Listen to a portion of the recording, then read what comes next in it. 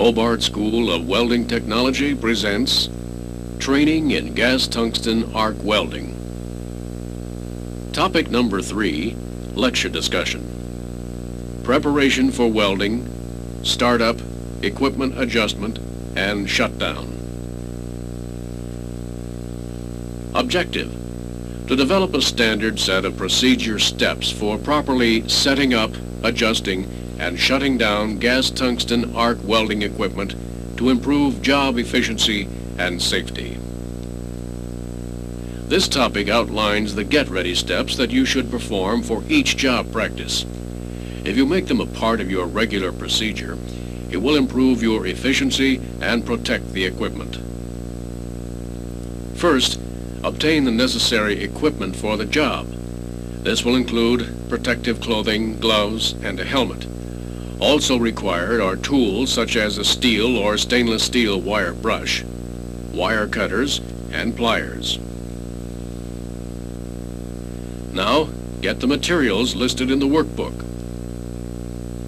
The base metal used to form the various workpieces may be carbon steel, stainless steel, or aluminum. The shielding gas is welding grade argon. Welding grade means that the argon is almost 100% pure. The filler metal is listed in the job practices according to the base metal to be welded. The tungsten electrode is also listed in the job practices and is selected based on material type. Check the color code: pure tungsten, green tip; tungstens alloyed with zirconia, brown tip; 1 or 2% thoriated tungstens, yellow or red tip. Place your materials and equipment in a convenient but out-of-the-way place. The first operation prior to welding is to prepare the electrode and to assemble the torch. For DC welding with thoriated tungstens, grind the tip of the electrode to a point, about 2.5 electrode diameters long. Then, remove about 1/64 inch of the point. To assemble the torch, the collet body is threaded onto the front of the torch head. Then, the nozzle is threaded onto the collet body. The nozzle size should be 3 times the electrode diameter and should be clean and undamaged. The collet is placed in the back of the torch head. Both the collet and collet body size should match the size of the electrode. Now, insert the electrode and push it through so that the tip extends about 1/2 inch beyond the end of the nozzle. Install the electrode protective cap and tighten it lightly. Then, tap the electrode back so that the tip extends only 1 to 2 electrode diameters beyond the end of the nozzle. Tighten the cap finger tight. Do not use pliers or a wrench on the torch parts. To prepare pure tungstens or zirconia alloyed tungstens for AC welding, the torch must first be assembled. For these tungstens, the tip of the electrode should be rounded and shiny, with no base metal contamination. The formation of a rounded end on the pure tungsten electrodes is normally produced by a procedure called balling. The unprepared electrode is installed in the torch, and the torch is positioned over a copper plate. The arc is started and maintained until the electrode end becomes rounded.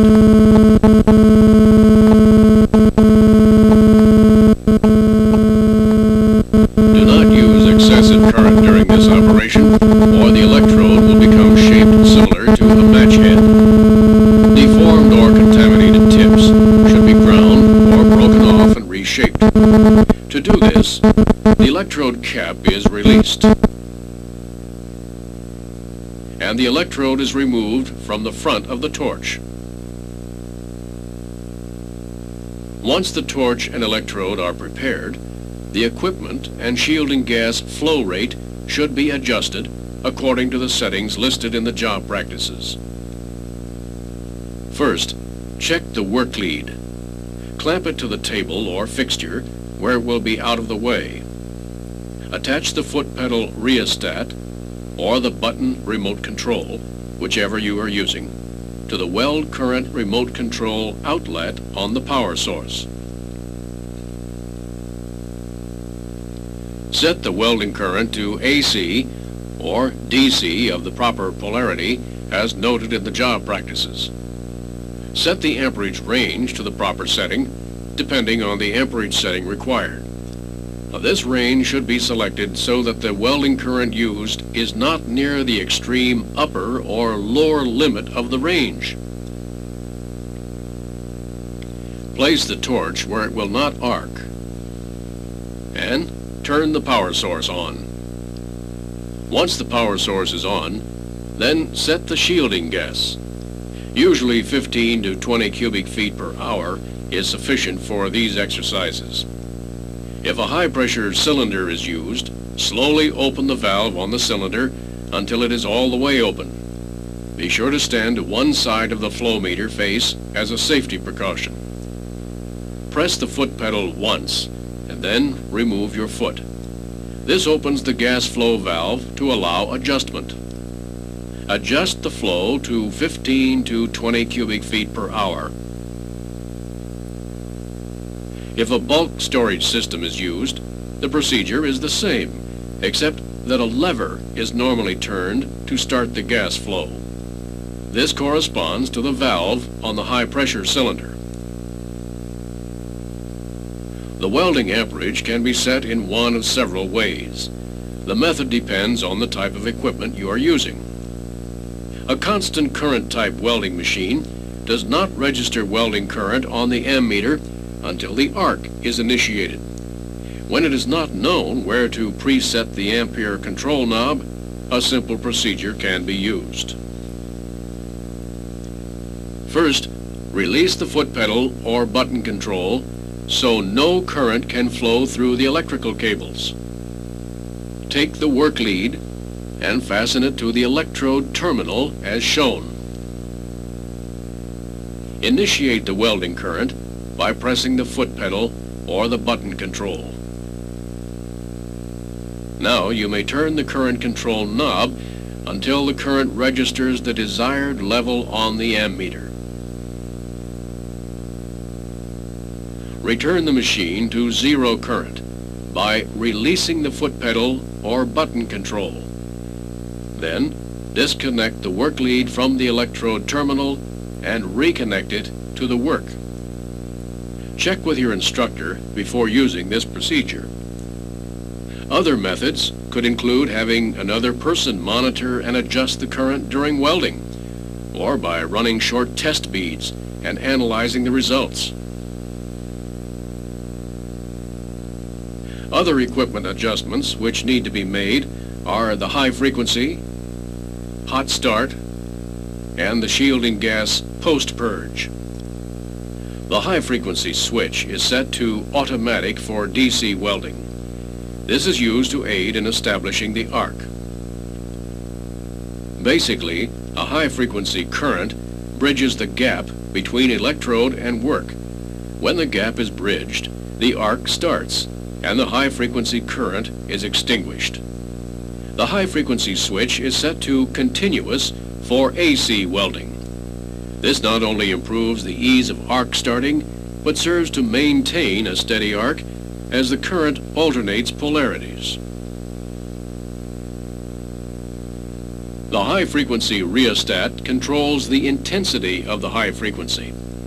The rheostat should be set high enough to provide easy arc starting, but not so high as to cause tungsten particles to break free and cross the arc into the weld.